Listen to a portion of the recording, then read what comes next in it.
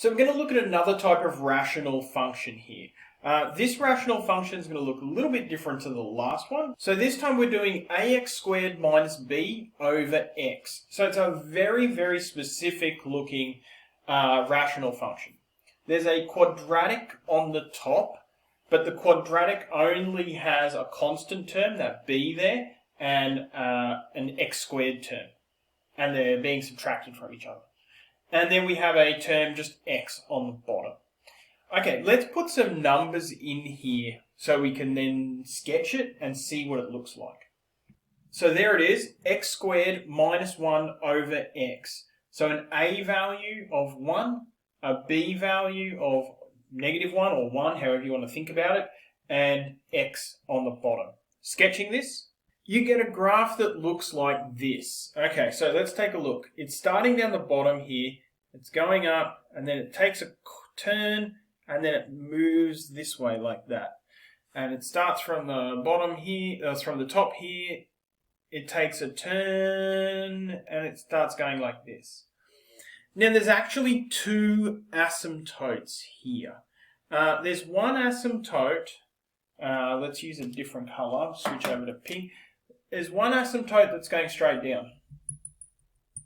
Okay, and then there's a new kind of asymptote that you haven't run into before, and that is a slant asymptote. There is an asymptote running along there. That's a straight pink line. There's an asymptote that the function never ever touches diagonally. So to sketch this, we need to be able to find a couple of things. We need to be able to find this asymptote. We need to be able to find the slant asymptote, and we need to be able to find the x-intercepts.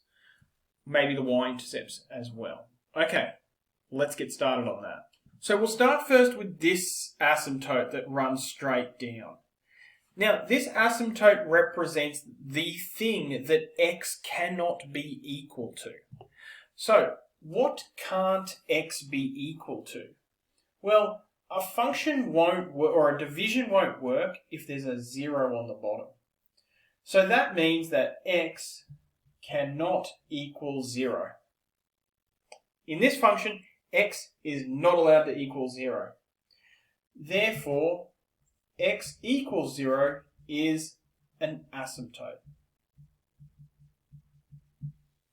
Alright, let that sink in for a minute. X is not allowed to be 0.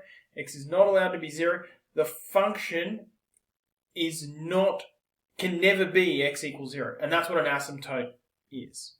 Okay. So there's step 1. We have that asymptote there. Okay. Before we get to step 2, let's express this slightly differently. Because we can write this as f of x equals x squared over x minus 1 over x. Right? X squared minus 1 over x. If you bring them back together again, it'll look like this. Okay, we can look at this. We can say x squared divided by x, that's x. And then we've got that 1 over x there. Okay, now, to figure out what's going on with that asymptote, let's think about what happens at the very extreme end.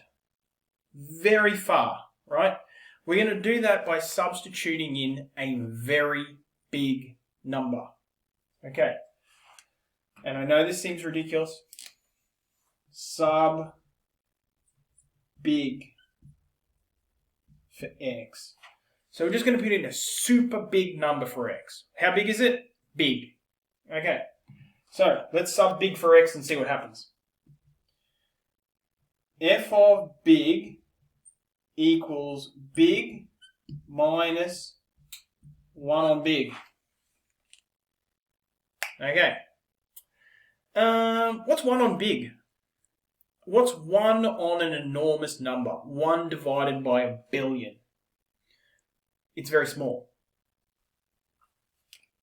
So, big minus small. Okay. As we get larger and larger and larger and larger and larger and larger here, this thing becomes smaller and smaller and smaller and smaller and smaller. Until eventually our function is, this is so big and this is so small that our function may as well just be whatever the big thing is. And whatever the big thing is x. That's it. Okay. This seems crazy. This seems, what am I doing here? Okay, well, I'm actually using the idea of a limit without using a limit. The limit is, as we approach infinity, as we approach a very big number, as we approach infinity, this function stops looking like this function. It stops looking like this, it stops looking like this, and instead it starts looking like this. Because the effect of this thing here becomes so small that it may as well not exist at all. Okay. Good? Sort of? This is where our asymptote comes from. Our slant asymptote here, the equation of our slant asymptote is this. This is the equation of our slant asymptote. Because as we get further and further and further along, our function gets closer and closer and closer to being this. But it never quite becomes this, because we've always got this small.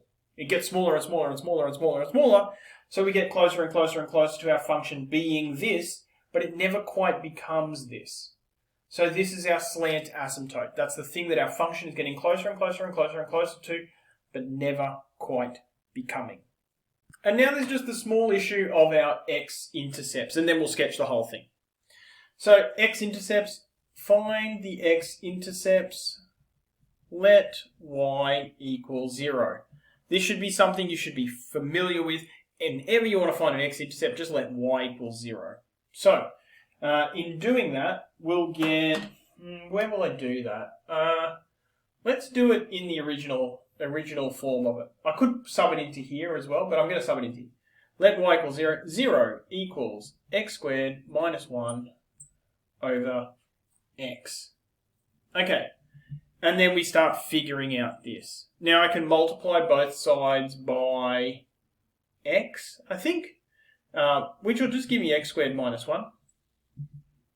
So that means that 1 equals x squared, and x will equal the square root of 1, which is 1, plus or minus. And those should be my x-intercepts. Now, if I zoom right in here, there you go. Our x-intercepts were 1 and negative 1. Easy done.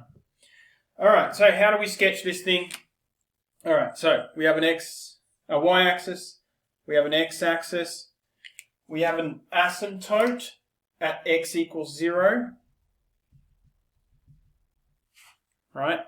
We have a slant asymptote at f of x equals x. That's a linear equation with a gradient of 1. So 45-degree angle, maybe that's not quite it. Not doing very straight lines here, but that'll do. Okay. We have x-intercepts at 1 and negative 1. Okay. And I think now I'm done. I can sketch this. It's heading off towards, there.